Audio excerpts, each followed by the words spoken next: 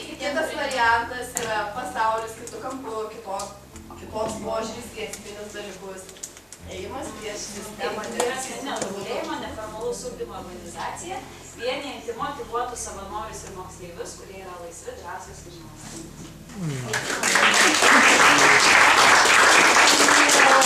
Pagal mūsų grupę, kitas variantas tai yra nevyriausybinė organizacija, kurioje savanoriai ir moksleiviai abipusiškai tobulėja, dalinasi pozityvę energiją, siekia savo tikslų, yra laisvi, drąsūs ir mąstantys. Kitas variantas trumpai kūrybiškų moksleivių tarpe. O jeigu ilgai, tai turim omeny tai, kad tai irgi yra kaip netikėta nevyriausybinė organizacija, kuri nesiekia pelnos, viskas vyksta kaip ir savanorių dėka ir jinai stengiasi žmogui padėti rasti savo gyvenimo vėžes, suprasti, ko jis nori iš gyvenimo ir tai pasiekti. Ir žinoma, ta organizacija turi ištraukti tave iš komforto zonos. Variantas yra vieta, kur renkasi faini žmonės. Į vaikams ir ne vaikams. Ir čia absoliučiai visi auga augindami.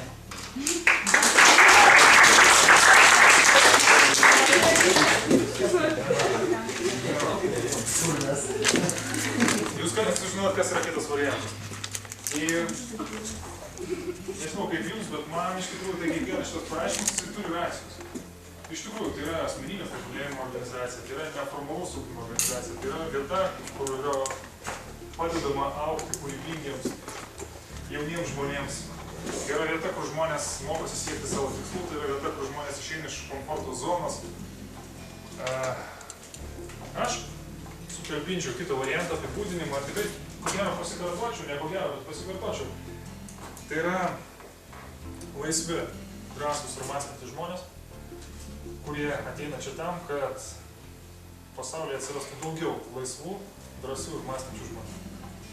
Pirmieji yra kito varianto savanoriai, nuostabūs žmonės, kažkiek išprotėję žmonės, nes iš tikrųjų tas mūsų veiklos formatas, tas savanoriškas formatas, jis nėra lengvas, jis nėra paprastas.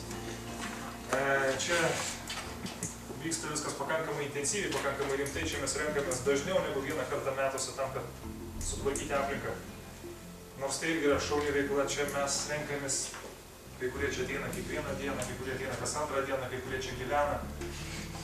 Iš tikrųjų tam, kad, kaip jau sakiau, būtų daugiau laisvų, drąsių ir mąstančių žmonių. Bet tai, kas yra šiandien, kokia yra organizacija šiandien, tai iš tikrųjų galiu pasakyti, na, bent jau aš sąžininkai, nesitikėjau tada prieš 6 metus, kad viskas išsirutulios į tokį formatą. Kad šitoje organizacijoje bus tiek žmonių, tiek savanorių, tiek jaunų žmonių, kurie nori ir auginti, ir augti. Kažkas puikiai pasakė.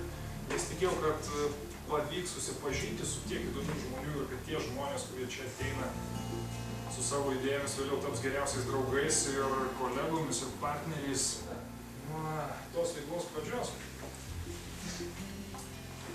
Kito varianto mokymus pilnai baigė 1123 jauni žmonės.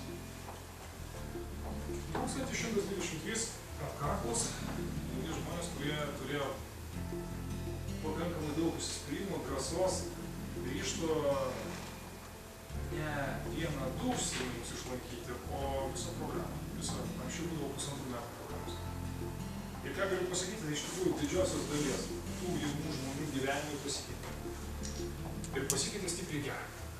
Jie tikrai tapo daug laisvesni nuo savo baimių, stereotipų, kreivų šablonų, kurios visuomenė įmeta į galvas ir sako, tikėkit to, nes patiki visi. Nes ten iš tikrųjų dažniausiai nieko gero nebūna. Tie jauni žmonės iš tikrųjų tapo daug drąsesni, daug kartų išėjo iš savo komforto zonos.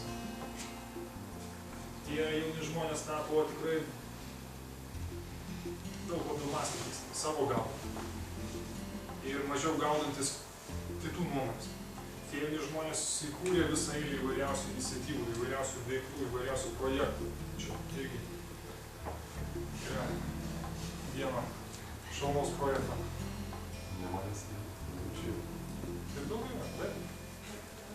Ir jeigu pradžioje, sakysiu taip nuoširdžiai, mano tikslas buvo susidėgam, subūrėm organizaciją, padarom revoliuciją, nuverčiam visą švietimo sistemą.